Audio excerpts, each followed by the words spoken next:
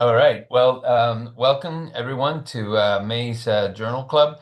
I'm Pedro Ramirez, Editor-in-Chief of the International Journal of Gynecological Cancer. Before we begin, I want to mention a few housekeeping notes relevant to the Zoom platform for today's Journal Club. We are recording today's discussion, and the recording will be made publicly available. Participants with cameras turned on may appear in the video recording. We ask that everyone please keep your microphones muted so everyone can hear the presentation. If you're having any difficulties or questions, please send a message in the chat and our technical support team will assist you. And definitely we encourage questions from all of you in the audience. And of course, obviously we have questions from all of our fellows in the journal. This is their first journal club for this group, so we're really excited that they are here as well. This month, we have the lead article, Single Port Robotic Surgery in Gynecologic Oncology, Feasibility and Safety After 1 year of Implementation. We have the lead author with us, Dr. Lucia Ribero and Vanna Zanagnolo from the European Institute of Oncology, Division of Gynecologic Oncology, in Milan, Italy. So I'm really very excited to hear Lucia's presentation and for the discussion on this lead article. So Lucia and Vanna, thank you so much for joining us and sharing your thoughts on this article. We look forward to your presentation, and then we'll get going with the questions. So thank you so much, and welcome to the Journal Club. Thank you very much for having us. It's going to be very exciting. Thank you again. And now I'll let Lucia start the presentation. Thank you, Pedro, for this invitation. Good afternoon, everyone, and thank you for being here. So this study aimed to prospectively evaluate the feasibility and safety of single-port robotic surgery in gynecologic oncology within a high-volume referral center. We meant by feasibility the successful completion of the planned procedure using the single-port robotic approach without conversion to multi-port or laparotomy and without the need for additional ports. The safety was assessed by intraoperative complication, postoperative complication, and hospital readmissions within 30 days. But what is this new device? The Da Vinci single-port system has a single arm and 3 wristed instruments with 360 degrees movement and a 3D endoscope camera that goes through an abdominal axis of 25 to 30 millimeters and transumbilical incision. We also use the air seal system which helps maintain a stable intra-abdominal pressure and ensures continuous and smoke evacuation. The patient is placed in Trendelenburg position. So continue with the methodology. As I say, we perform a prospective cohort study in the European Institute of Oncology in Milan between July 2024 and June 2025. We include suspect and confirmed gynecologic malignancy, primary or recurrent endometrial, ovarian, and cervical cancer, and risk-reducing procedures following the international guidelines. We use the single-port device, and our team was integrated by 10 surgeons, 8 attendings, and 2 fellows. Each procedure was performed by 2 surgeon teams. We divide our cohort in the first 20 cases, what was called training period, and then the subsequent cases, that's post-training period. Our results were that we enrolled 63 patients with a median age of 57 years and a BMI of 24.4. We complete 100% of cases with no conversion and non-additional ports. We have 0 intraoperative complications and no surgical injuries during the procedures. Our median surgical time was 131 minutes with an estimated blood loss of 50 millimeters. The hospital stay was 2 days. We covered a broad oncological indications, with most of them endometrial carcinoma followed by ovarian spectrum. The postoperative pain was 1 and each time point in 24 hours. In the postoperative complications, we have 11 complications, minor complications 8, and we have 3 major complications, and these patients were readmitted and reoperated. Going from the training period to the post-training period, we performed more complex cases, so we saw that we improved our median surgical time, but we have more complications. When we look at this complication, we saw that the major complications were similar. So, for conclude, the single-port robotic surgery in gynecologic oncology is feasible, is safe, has a favorable patient recovery. This is the first prospective evidence, and we look forward for long-term surgical and oncological outcomes. This is our visual abstract, and this here is our article and the podcast. I will pass it over to Dr. Zanagnolo if she would like to add anything, and thank you all for your attention. Thank you very much, Lucia, but I think that we may answer a question, so that's the best way to give some extra information to the audience. Excellent. So thank you so much, Lucia. Thank you, Vanna, for this introduction. And again, open for discussions from the audience. And we have several questions from our fellows as well. And I'll bring up some questions through the discussion. So first, we're going to turn to Eleonora Panizzolo from the University of Padua in Italy. Thank you. What are the main technical challenges when physicians are transitioning to a single port approach? Okay, thinking that a person is already that knows already the multiple port approach, what you usually notice at the first is that you are working in a much smaller surgical field, which is at the beginning was 70 centimeter in diameter, and now with the new wider motion instrument is up to 12 centimeter, and then of course is something that you need to get adjusted, but is something that is very easy to adjust to, because you just learn how to move from one small field to another small field, and the surgery is divided in different small fields. And the other challenge is that you are working with a smaller instrument and shorter instrument, and that can be important because sometimes you need to pull up the specimen, and then this instrument can be not as strong as you are used to, but you can adjust and find different tricks to overcome these limitations.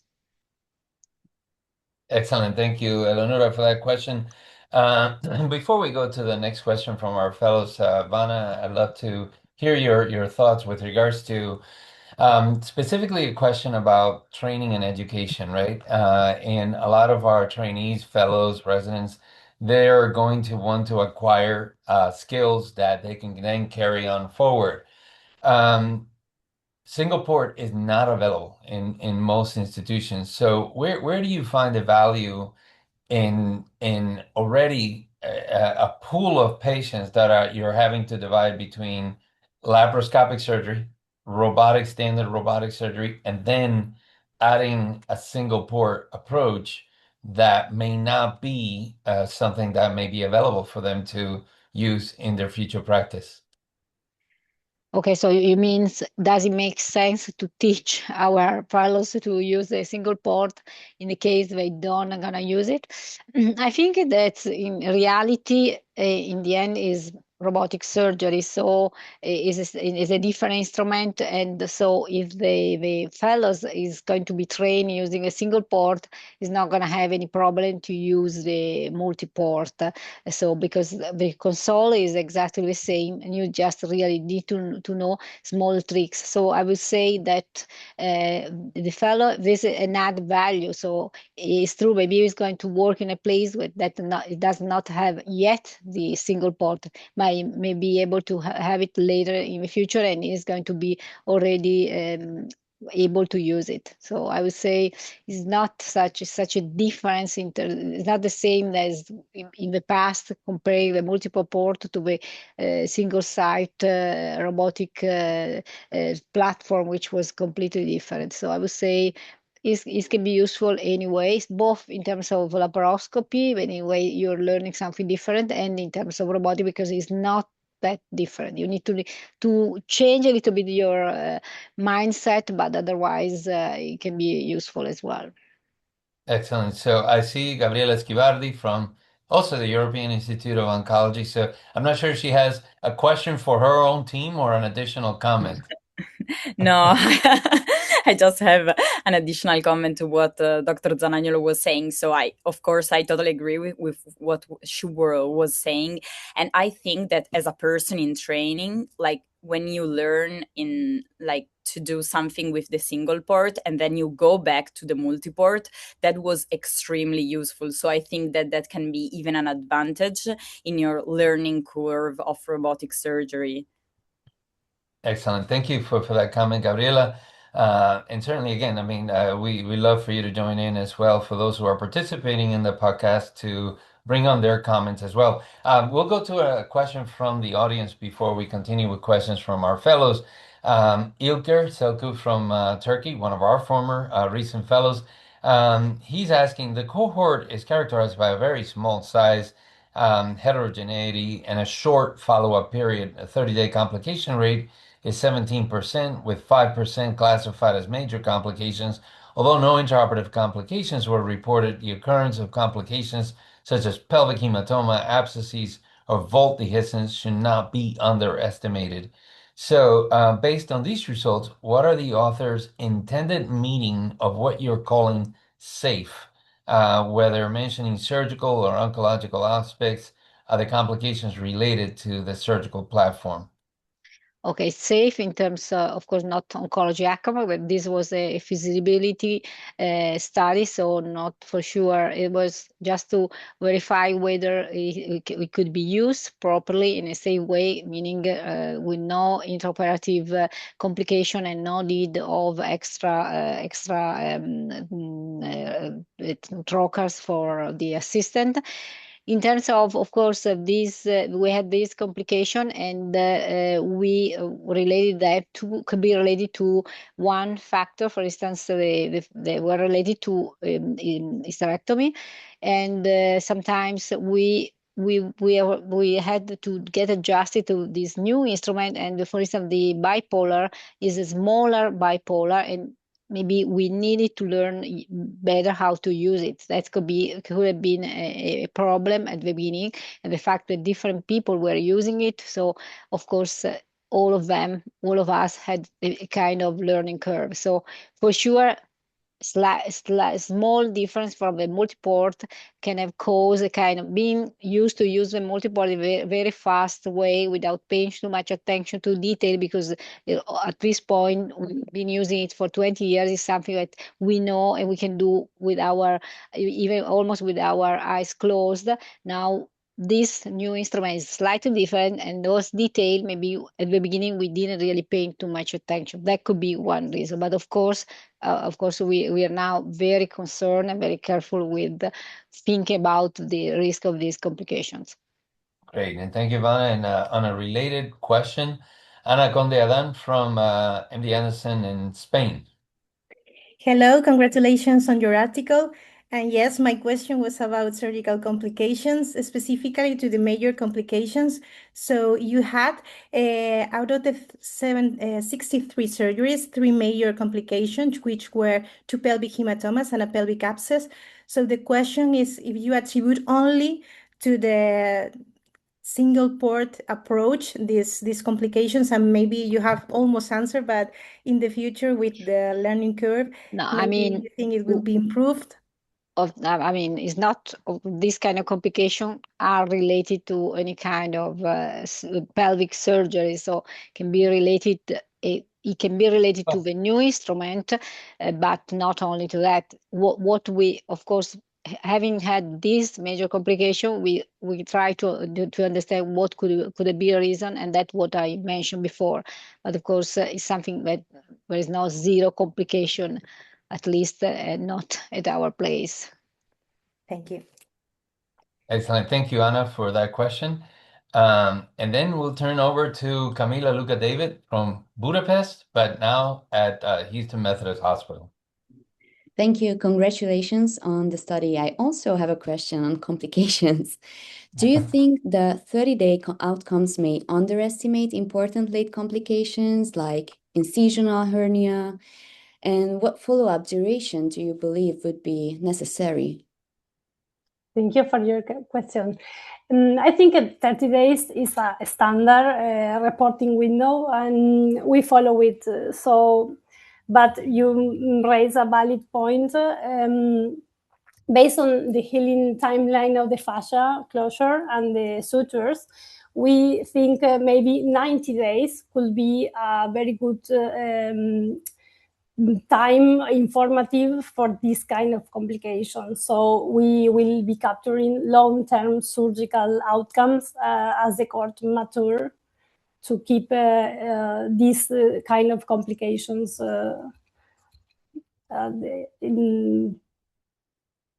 safe. I don't know, for the patients. Thank you so much. We need more time to Yes. verify those new complications, but of course we may have some of those complications. Mainly we are really thinking about the hernia, the surgical hernia, given the small bigger size of incision. But we will for sure we collect those complications and we'll try to give an update. Thank you. Excellent. So thank you, Camila, and certainly again want to encourage questions from the audience. And by the way, absolutely very popular topic. We have over 60 participants in the journal club. So thank you all for joining. Vanna, I was thinking with regards to patient preference. When we had previously implemented several years ago with the original platform of single port robotics, there were not that many patients that were coming in and saying, I just want one incision, and particularly in oncology. And what is your sense of what is the appeal for patients, or do patients not really see this as an advantage as long as obviously you address their cancer? Of course, if you're talking about a 75 overweight patient with endometrial cancer, she's not gonna care about having one small incision or 4 or 5 a little bit smaller incision. But sometimes we have patient, for instance, patient with cervical cancer who are young, or other patient with ovarian cancer who are also young, who may be young and they need a staging procedure. For this patient, when you talk to them, of course, they're very concerned about their cancer, but still they're in an early stage. So when you mention about the option of having a very small incision, also most of them, at least in Italy, are a slim patient, so they really care.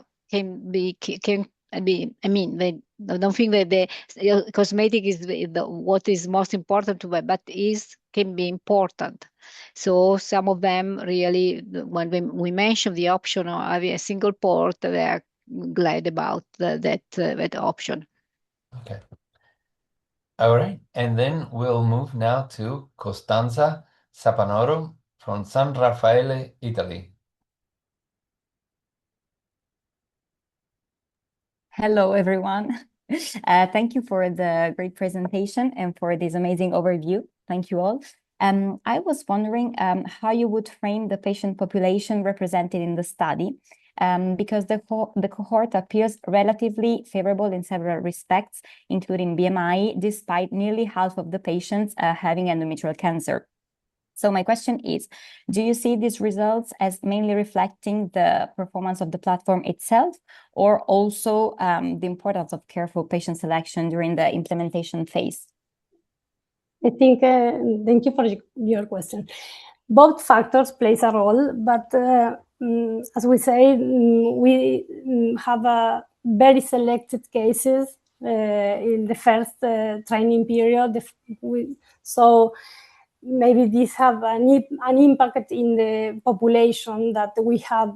This is a very selected population. So, and also we have another factor that our population tends to be, like I said, like say Dr. Zanagnolo, a slim population. I don't know, in all Italy, but our population in our institution. So maybe these factors contribute to the results. Yeah, thank you. But and do you think that the selection criteria were the same during the first phase and the second one, or did, like, when you became more expert, something changed? The second phase was the post-training period that we call was different because it was more complex cases and was based on the list of the surgical list. It was not so selected. So I could not say that in that phase of the study we select so much in this criteria. But maybe it has an impact. In the second phase, we also had the problem of having availability of the platform, because we have only one single port, and of course the urologists are using it most of the time. So we didn't have it available all the time. So at that point, depending on the surgical list, whoever was available, and for the day we had a single port, we tended to schedule those patients at that day. Thank you. We'll turn to a question from Saniru Marin from Mexico, and he's asking, do you use any suture or maneuver or specific strategy for the uterine manipulation to improve surgical exposure during single port procedures? No, we did not, even though because usually we don't use the uterine manipulator, not even in, we do very few benign cases, but not even in the benign cases we use the uterine manipulator. But for sure it could be used, for instance, if you're performing a surgical staging for ovarian cancer, or even with the endometrial cancer. Well, you know that there is no data that show that the use of the uterine manipulator is detrimental to the oncologic outcomes. But we did not. We have to say that that can be more important in case of bigger uteri, because as I mentioned before, these instruments are not as strong. Maybe we will improve, but right now we're not as strong, and the multiple pore instrument, because they're smaller and the tip is shorter. So in the case of bigger uteri, maybe, and that sometimes now is the selection of bigger uteri, the use of the uterine manipulator can be really useful. So for sure, it is an option. Excellent. And next we'll turn to Alice Zampolini from Policlinico Gemelli in Rome. So first of all, thank you for your clear presentation. So your cohort includes patients with endometrial, ovarian, cervical cancer, and risk-reducing surgeries, which is a broad spectrum of procedures. So considering the heterogeneity of the cohort, do you think the feasibility and safety of the single port platform may vary across disease setting? And are there specific subpopulations in which you would be more cautious about its use? Okay, first of all, I need to clarify that we use it for cervical cancer, but not to perform radical hysterectomy unless the patient had undergone a cervical conization with negative margin, and we are not, until we will get the result of a RAC study, we're not performing any minimal invasive radical hysterectomy with the cancer in place. But besides this clarification, I would say that the population where we right now we are still kind of careful, and we select those patients not to be treated with a single port, are the very obese patient and the big uteri. and the reason is related to the fact that these instruments are not as strong as those for multiple port. So in terms of holding the specimen or moving the specimen around, and being able also sometimes with the fat patient to hold the fat or other viscera than the uterus to perform the procedure. But otherwise, we were able to perform beside this, as I mentioned, the radical hysterectomy, almost all the procedure that we are performing with the multiple port. We did the surgical staging with the retroperitoneum for ovarian cancer, and we were able to perform this procedure with of course, no, it's not any different from the multiple port. It is easier in terms of rotation, because of course you don't have to be worried about rotating the boma, but you just move your three instruments all together and you change simply the quadrant of the abdomen. Excellent. Thank you, Vanna. And we'll turn now to Christina Kohler from Heidelberg in Germany. So thank you. I have a rather short question coming back to feasibility. The study defines feasibility as completion without conversion or additional ports. Should feasibility also include factors like operative time, surgeon workload, or patient selection bias? No, we kept the definition narrow because our first goal was to establish whether the platform could technically perform these procedures. So, no. Thank you. All right. Excellent. Thank you, Christina and Lucia. And now Chiara Agno from the Mayo Clinic, or at the Mayo Clinic. Hi, everyone. Thank you very much for this beautiful presentation. And I have a very simple question too. So you mentioned your length of stay was a median of 2 days.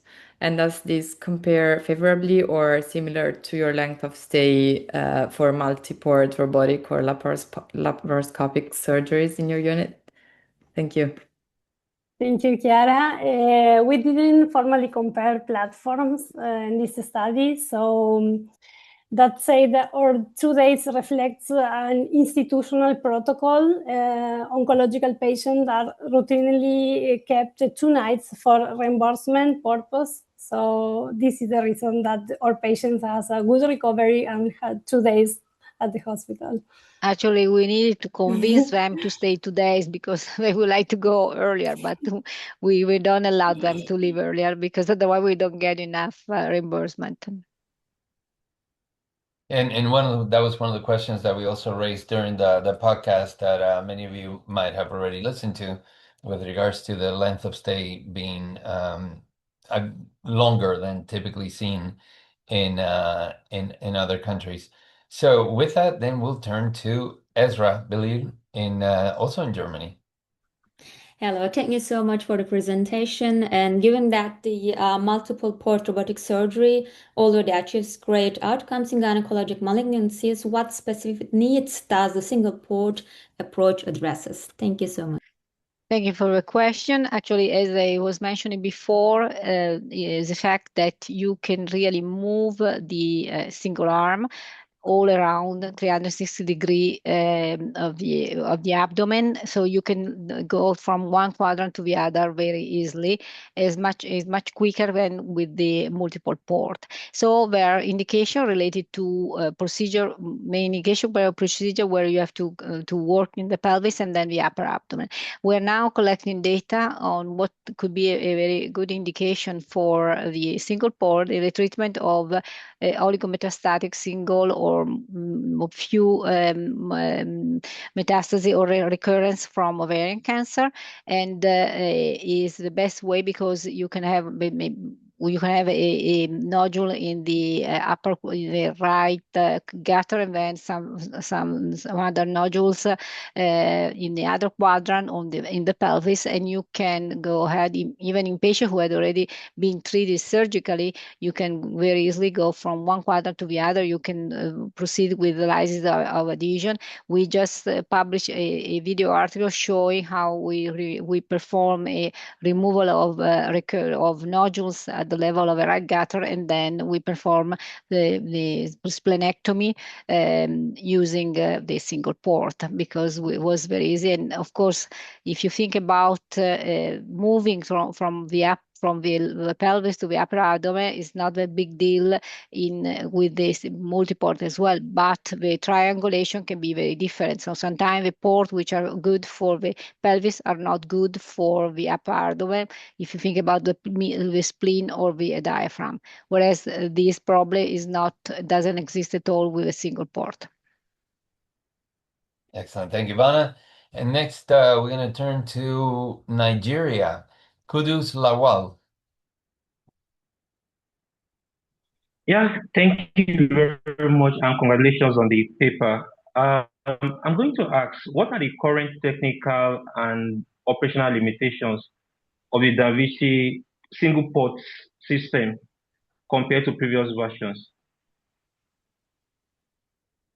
If you previous version, we're talking about the single site robotic platform, which was completely different, not having articulated or rested instrument, but the straight instrument. The triangulation was very difficult.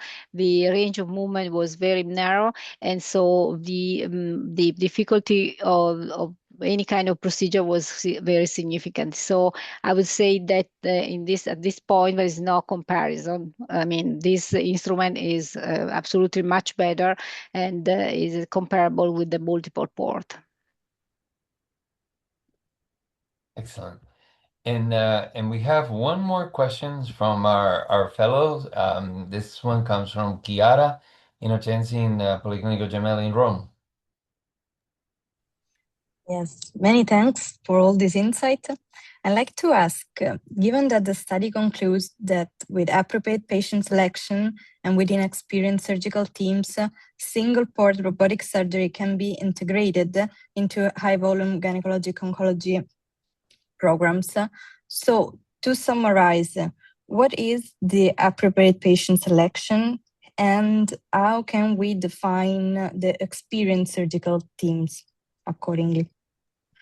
Okay, for experienced surgical team, in case of the oncological setting, I would say a surgeon who, first of all, knows very well the anatomy and the anatomy of the pelvis, of the upper abdomen, and maybe they have known that through the regular learning pathway, through the open approach, but sometimes if they are young enough, they haven't get to know this anatomy and this procedure through the multiple port robotic approach or laparoscopy. So what's very important is the knowledge of the anatomy, and the second of all, the knowledge of the procedure, how a procedure is going to be performed. So being aware that you need to have a standardization of your procedure within your institution, but now we're trying to get standardization of a procedure within societies, international societies. So that is very important. You can use any kind of instrument. You can be open approach, it can be multiple port or single port approach. That are the rules. You need to know where you're working, what is the anatomy of the pelvis, of the upper abdomen, and what is the procedure you're going to perform. In terms of which patient, as I mentioned before, the selection is mainly due to the few limitations that we are still seeing in this instrument, so a very obese patient and for very large uteri. Very large uteri also because we don't do any morcellation, not even in protecting setting. So in this case, for us, we wouldn't be using the minimal invasive approach anyway. I hope I answered your question. Excellent. So, Vanna, as a last question now, as AI was listening to this journal club, it came up with a final question. And I actually particularly like this very good question from AI. And it says, are we at risk of repeating technology first, evidence later paradigm with single port robotics, similar to the criticisms raised after the adoption of minimally invasive radical hysterectomy post-LAC trial, where enthusiasm and marketing may be outpacing oncologic validation? Okay, I don't think that's the situation right now, mainly because we are talking about anyway minimally invasive approach. So we are not talking. So the ideal situation would be to be in DOR where you can have available all three possibilities: the minimally invasive, traditional minimally invasive approach, the multiple port, the single port, and you may decide just looking at what you find in the abdomen what to do. So is really knowing that you are using the minimally invasive approach in different ways, and other things you're going to find significant difference in terms of outcomes. What you need to do is really to change a little bit your mindset in terms of how to use this instrument, and try to really try to find what the best, what could be the best indication for both for the surgeon, for the patient, and in terms of also in terms of from a point of view of saving or not increasing too much the expenses for the hospital. So, but I don't think there's going to be a big difference in terms of evidence. We are talking about minimally invasive approach. We are not talking about a different approach. And I would like to underline also that it's true that we are talking about the minimally invasive approach, single port through the umbilicus, but of course there are other ways to use it, like the nose approach through the vagina, and that would be the best way of using it as a minimally invasive approach. It can be used also, even though with more difficulties, for the oncological procedures. Well, excellent. Thank you so much, both Lucia, Vanna, for submitting this article, for taking the time to have this discussion. I want to thank all the fellows. You did a fantastic job, as usual, from our fellows in asking all of the questions. I want to thank everyone who joined us for this journal club, and invite you to the June journal club. The topic is going to be impact of bilateral oophorectomy on survival in patients undergoing radical hysterectomy for cervical adenocarcinoma, a national cancer database analysis. Thank you so much. Have a wonderful rest of your day and rest of your week. Thank you for joining. Thank you very much for everything. Bye-bye. Thank you. Thank you. Thank you. Bye. Thank you very much. Bye. Thank you. Thank you. Goodbye.